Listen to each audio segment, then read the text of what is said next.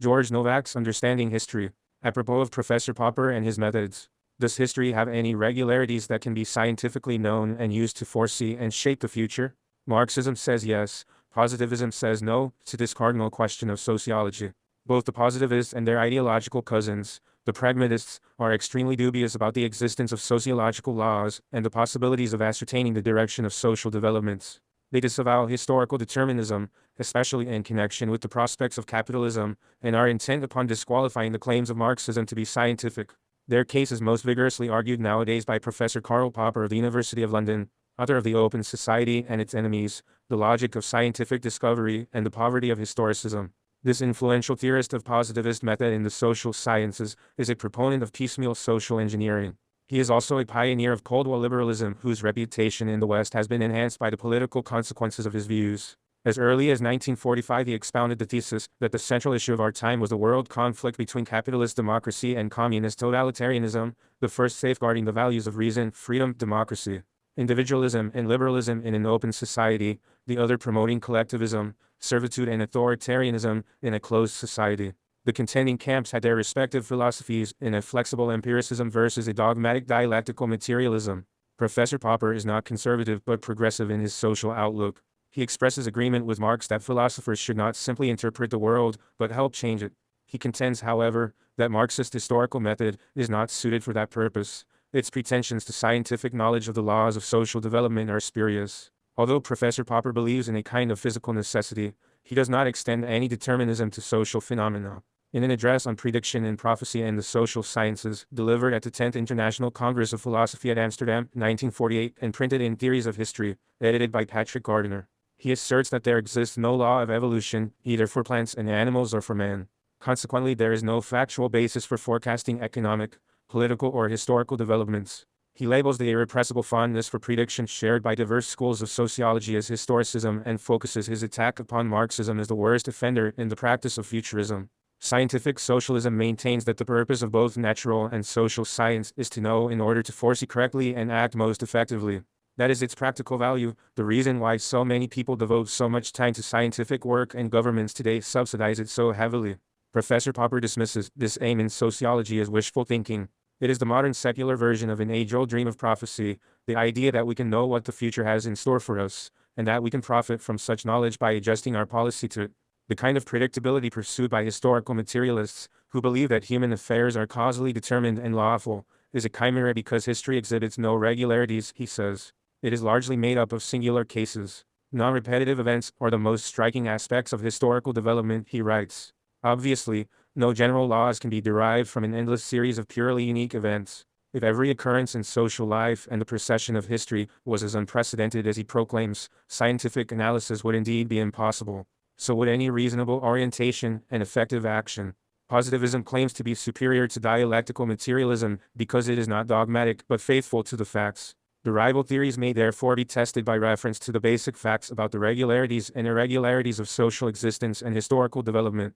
The society around the professor does undergo minor modifications from day to day but, barring overnight revolutions, he can count on meeting substantially the same institutions and customs in the morning as when he fell asleep on the previous evening. But he has not awakened to the philosophical import of this simple fact. It is grossly unfactual to assert that history has no regularities or that non-repetitive events are its decisive characteristics. Social relations themselves refute such a contention. They are definite types of perennially repeated mutual interactions among men arising from continuous activities of a definite kind. The regularities of society are primarily expressed in the productive activities and economic relations of its members. Since our species emerged from the primate stage, men have acquired and produced the means of satisfying their needs in routine ways through repetitive labor processes. The tools they made for that purpose were fashioned according to traditional techniques and previous models. Our prime source of knowledge about pre-literate times comes from archaeology, that science of society which deals with the earliest human activities incorporated in artifacts. Although each of these products and instruments of labor has individual characteristics, almost all belong to specific types. These constitute the data of archaeology. If the implement be unique, it is not a datum for archaeology at all. It remains just a curio, until a similar implement, that is, one of the same type, be observed in a significant archaeological context.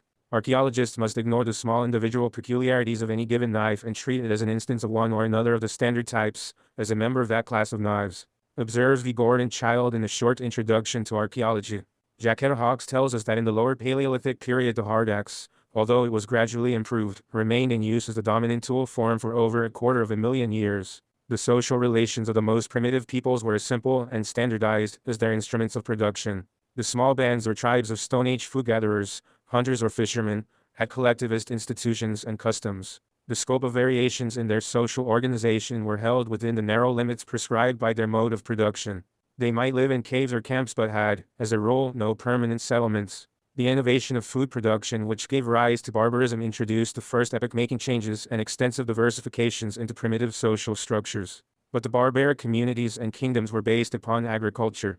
What could be more repetitive than this kind of economy rooted in the natural processes of plant growth and reproduction, regulated by the round of the seasons and carried on by traditional techniques and rituals? Mankind took more than 1,000,000 years to go from savagery through barbarism to civilization.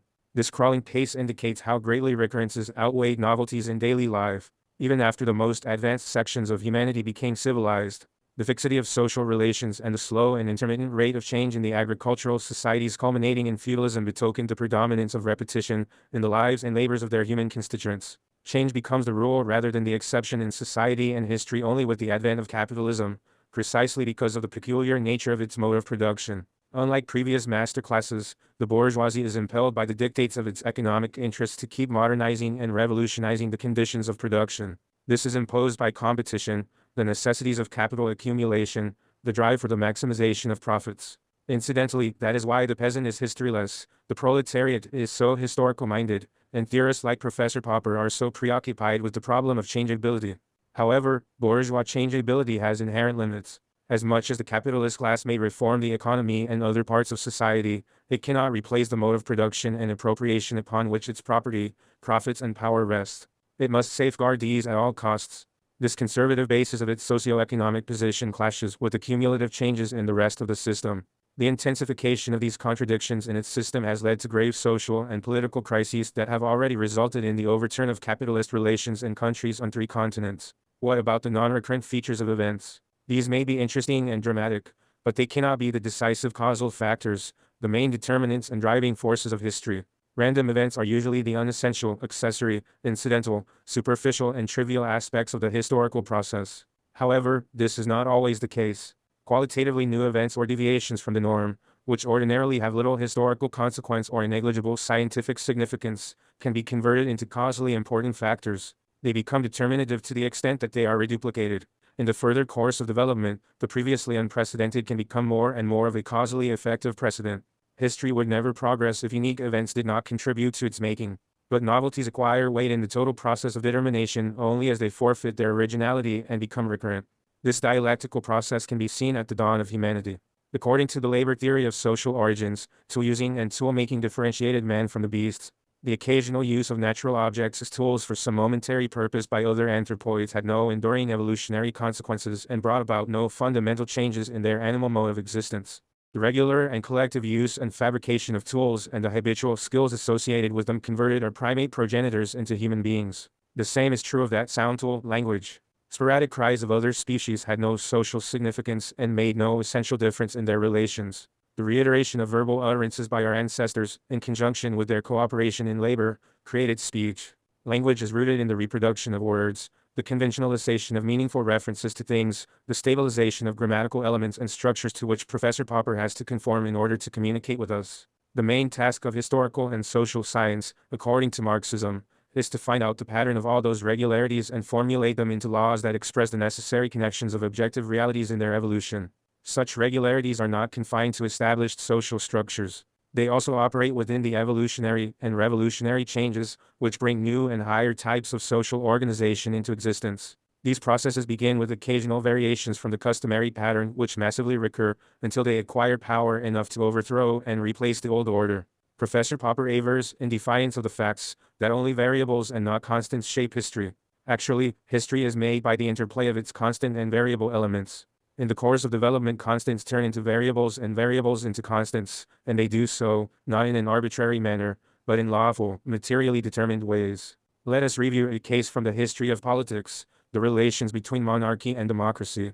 In the earlier stages of civilization, the sacred monarchy was the predominant form of sovereignty from Egypt to China. For several thousands of years states rose and fell and dynasties came and went while kingship persisted as the rule. Democracy was unknown in Mesopotamian civilization. This remarkable uniformity in the political constitution of the ancient empires was rooted in the essential stability of the economic and social substructures of these agricultural despotisms. Political democracy first emerged in 7th century Greece as a result of profound changes in the economic conditions and class relations of its most progressive commercial city-states. But this novel kind of government was exceptional, unstable and short-lived, enduring here and there for little more than 2 centuries. Kingship in one form or another remained the normal form of the state through all the subsequent stages of class rule, until the more thoroughgoing bourgeois revolutions deposed the monarchies and set up democratic republics in their stead.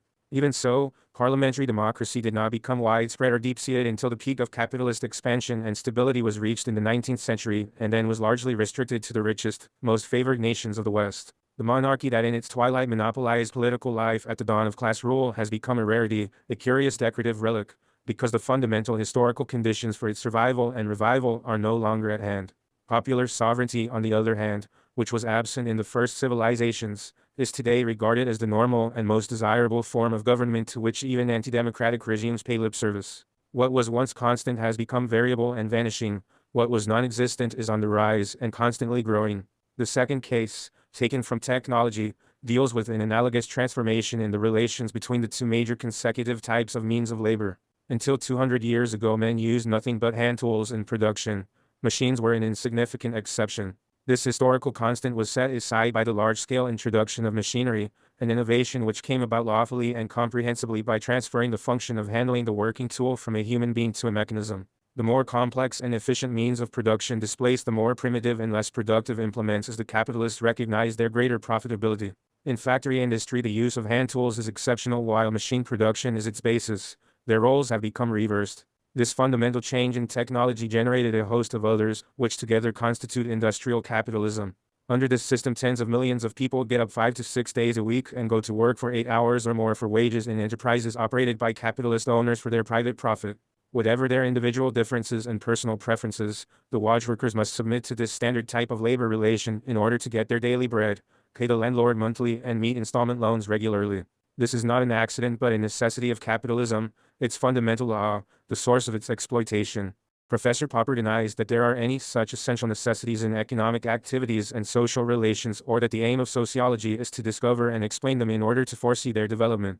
He even contends that social systems or wholes do not exist as empirical objects, they are only ideal objects. What really exists are individuals and their actions and reactions, which presumably never acquire a definitely organized or systematized character. He therefore assigns an entirely different task to the social sciences. Their main task, he tells us, is to trace the unintended social repercussions of intentional human actions. That is to say, sociology must revolve around an explanation of the accident rather than the necessities of history. This is a legitimate subject of social science, although it is not central to it. Sociology should be more concerned with demonstrating the interplay of accident and necessity in history, and the conversion of the one into the other as it develops. Nevertheless, the discrepancies between the conscious purposes of human beings and the real results of their activities, which Hegel called the cunning of reason, that is to say, the irony of history, does pose an important problem for social science. In order to clarify why this anomaly has been such a pronounced and persistent trait of human affairs to date, it is essential to find out the social and historical circumstances that have prevented the outcome of man's collective activities from coinciding with their avowed aims or will. Professor Popper apparently believes that this is an eternal law and irremediable flaw of history. Actually, this prime feature of past and present history originated in the exchange of commodities and man's consequent loss of control over his social relations issuing from the expansion of exchange relations. This lack of control is most accentuated in the capitalist phase of commodity production. The phenomenon so overwhelms Professor Popper because capitalism is an inherently anarchic system, beyond regulation by its most powerful agencies and privileged beneficiaries. The conflicting private interests of its constituent parts make it impossible for the plans of an individual, a corporation, or a state to be assured of realization. The main objective of the socialist movement is to do away with the economic sources of this social disorder and establish the material preconditions for bringing man's aims into consonance with his results. By eliminating the private ownership of the means of production and planning economic development. This is abhorrent to Professor Popper, who is a partisan of individualism and free enterprise. The last sentence of his liberal polemic against Marxism reads, "The fight against avoidable misery should be a recognized aim of public policy, while the increase of happiness should be left in the main to private initiative." The theoretical justification for his program is that social science in general, and Marxism in particular, possesses no predictive power that could contribute to effective social control over the next stage of human progress. He would have us believe that our contemporaries, who have proved capable of the intricate computations and constructions required to send spacecraft and their instruments to the moon and to Mars, are unable to discern the forces at work around them on Earth and figure out the main lines of their evolution. Or, having analyzed and ascertained these trends, they cannot act consciously and collectively to realize the best alternative. Fortunately, even pre-Marxist revolutionaries have not been as myopic as the positivist scholar. They have grasped historical necessities before these became actualities. Indeed, a clear and conscious recognition of these was a prerequisite for their realization. In the Declaration of Independence, the colonial patriots proclaimed that it was imperative to break loose from English crown rule at least 7 years before they succeeded in doing so. Sam Adams saw its urgency much sooner. The abolitionists understood the necessity for eradicating the institution of slavery as the biggest block to national progress decades before that was done through the Civil War. Professor Popper maintains, however, that history has no discernible progressive direction.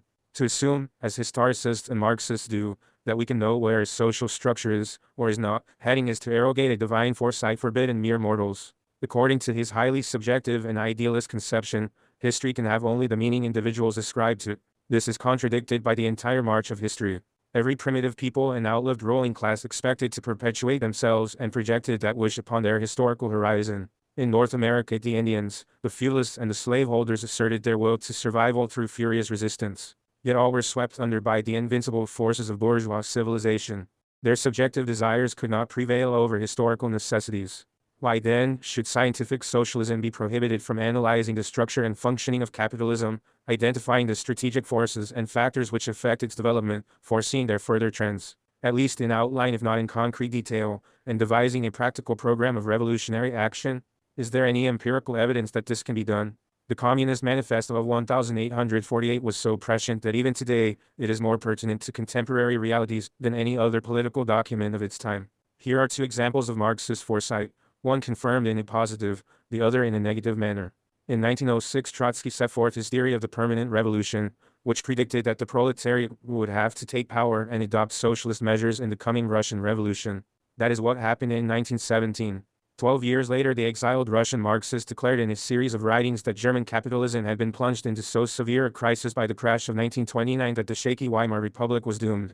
The crisis could be resolved only by victory for the socialist working class or its defeat at the hands of the fascists. He warned that the mistaken policies of the social democratic and communist leaderships were preparing a catastrophe and forecast that Nazism in power would crush the entire German labor movement, destroy democracy, unleash world war and attack the Soviet Union. Although his alarms went unheeded, their correctness was substantiated by the events of the next 15 years. This example is pertinent to another one of Professor Popper's strictures. The conclusions of the historicist are unfounded and unverifiable prophecies rather than scientific predictions, he contends, because they are unconditional. However, Marx's prognoses, which should flow from an all-sighted diagnosis of the given situation, are not presented with such absoluteness. Where there are opposing necessities at work, the outcome must be conditional on their further interaction and relative weight.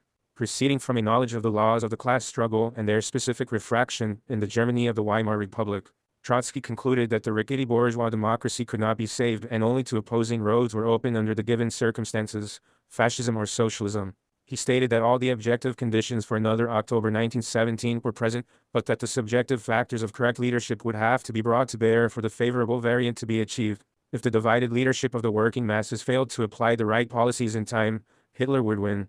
The perspectives which guided his recommendations for action were conditional. Although the possible outcomes were categorical, the same conditionality applies to judgments on the prospects of the conflict between capitalism and socialism on a world historical scale. The triumph of the socialist cause is not predetermined in the same way as an astronomical eclipse, since the factor of human consciousness and timely action is involved and decisive. If a cosmic catastrophe or a nuclear war should blow up the planet, that would end human history and dispose, among other things, of the controversy between positivism and Marxism. Assuming, however, as one must, that mankind will have a future and a better one, victory for the international working class depends upon many factors: the course of development and degree of disintegration of monopoly capitalism, the growth and power of the worker states, the advances of the colonial revolution, the actions and consciousness of the industrial workers in the imperialist strongholds, the kind of political organization and leadership they get. It is possible for all the conditions required for a successful socialist revolution to be met. The overthrow of capitalism is no longer the wholly conditional or conjectural prospect it was when Marx and Engels predicted its advent in the Communist Manifesto. It is already an accomplished fact in countries on 3 continents. As an empiricist, Professor Popper would maintain that no amount of precedence establishes a rule. He does not understand that what has been more or less possible becomes more and more probable, and eventually necessary, as the conditions for its occurrence and recurrence pile up and come together. What has hitherto been conditional, at a certain critical turning point in the processes of development, becomes necessary. His death is conditional and avoidable at any time of his life. It is more and more probable as he ages and is inevitable in the long run because of the laws of his biological constitution. Social systems are no more immortal than the human beings whose activities sustain them. Like capitalism, they can perish piecemeal before they are abolished in toto. Let us consider a fresh historical instance which is most favorable to his viewpoint. The Cuban Revolution developed in an unexpected fashion which surprised not only the Cuban property owners and the corporations and government of the United States but also the July 26 leaders and the entire world socialist movement. Yet, even if it was not specifically predicted before the fact, its line of development can be explained after the fact. Political analysts should first ask, why did the Cuban Revolution follow a different path and have an outcome different from its Latin American predecessors in Mexico, Bolivia and Guatemala? There were numerous reasons for its unprecedented turn. Among these was the fact that Castro and his associates learned from the military coup in Guatemala in 1954 that, if colonialism was to be stamped out and popular power preserved, the officer corps and the old army had to be destroyed and replaced by a revolutionary armed force. In addition, they learned how to expropriate the capitalists and start building a planned economy from Russia, Yugoslavia and China. The whole experience of 20th century history since 1917, plus the international balance of forces issuing from it, were indispensable preconditions for the unanticipated course taken by the Fidelists. The transformation of the armed insurrection against Batista's capitalist dictatorship into a proletarian peasant revolution is a spectacular example of the law governing the present stage of world history, that the fundamental problems of backward countries cannot be solved except by a revolutionary struggle directed along socialist lines. This theorem of the permanent revolution formulates an irrepressible and growing tendency inherent in all the insurgent colonial movements of our time. The positivist professor must protest against this logic of contemporary history. The Cuban experience, he will expostulate, was unique. It cannot be taken as a sample of a law. Society is changing, developing. Its development is not, in the main, a repetitive one. Contrary to his short-sighted philosophy, the Cuban Revolution is not regarded as unique either by its leaders or its enemies. Its general import and impact is what makes it such a touchy issue in American and world politics. Official Washington does not view Cuba as an isolated incident that can have no sequel, although it would like to have it that way. That was demonstrated by its armed intervention in the Dominican Republic in 1965 and declared intention to dispatch troops elsewhere in Latin America if a comparable threat arises. Both sides recognize the potential for further Cubas in the Western Hemisphere and are taking appropriate measures to promote or prevent them. The policies of Washington to contain and crush, and of Havana to aid and extend, the socialist revolution have a lawful character. They correspond to the logic and dynamics of current history, which is determined and directed by the necessities of the mortal combat between capitalism and socialism. Standing helplessly between the class adversaries, Professor Popper would advise them that no such necessities exist. Since both sides know better, his advice would fall on deaf ears. Professor Popper is acclaimed in scholarly circles for his special definition of the nature of scientific method. He teaches that the essence of science consists, not so much in the verification of hypotheses, as in their falsification. The greatest scientific progress is registered when it is disclosed, not what theories and laws can tell us about what exists and what can be done, but when they advise us what does not exist and what cannot be done. Laws above all set limits to the possible. The timidity of his skeptical epistemology is evident in this lopsided conception of scientific lawfulness. To be sure, the clarification of the conditional limits, inadequacies and errors of existing theories are an indispensable and fruitful function of scientific activity, a prime source of its growth, the starting point for fresh advances and breakthroughs. That happened in the 19th century and early 20th century, with Euclidean geometry, Newtonian physics and classical political economy. But exposures of this kind, which have stimulated progressive crises in science, represent only one phase, one step in the totality of scientific investigation and advancement. It is the negative side of the unending process of acquiring more precise and deep-going understanding of the phenomena in question. Such revisions in the light of further experimental facts pave the way for the elaboration and verification of more comprehensive, complex and correct theories. Darwin banished incorrect doctrines from biology as part of his positive demonstration of the evolutionary mechanism and unity of living beings. The eventual outcome, the net result, is a steady accumulation of more ample and dependable information with which to foresee and control natural and social processes. Ironically, positivism shies away from acknowledging this growth of positive knowledge about the world, does not properly assess its significance and its role and relevance in providing foresight and facilitating action. It is badly named and should be more precisely termed negativism. Finally, Professor Popper, who insists that the social sciences cannot and should not forecast historical developments and that unconditional laws are taboo, fails to abide by these two precepts of his own position. Despite his contention that the future is opaque, this liberal does not hesitate to affirm most categorically that revolution in general, and above all the socialist revolution heralded by Marxism, is bound to be ruinous. I am convinced that revolutionary methods can only make things worse, that they will increase unnecessary suffering, that they will lead to more and more violence, and that they must destroy freedom. On what scientific grounds, empirical or rational, can such an unconditional assertion be justified? Many past revolutions have benefited mankind and enlarged freedom for the masses. The very bourgeois democracy he defends and cherishes was the offspring of revolutionary struggles. The American people have had two revolutions which made things much better rather than worse for them. Is it then only contemporary proletarian, and not previous bourgeois, revolutions, that are full of evils? He will not convince the peoples of the Soviet Union, Yugoslavia, China and Cuba that their revolutions brought no good, whatever their shortcomings. Nor will his timid admonitions prevent other peoples from seeking and finding the revolutionary socialist method of solving their otherwise insoluble problems. This empiricist turns rigidly dogmatic when he confronts the prospect of socialist revolution.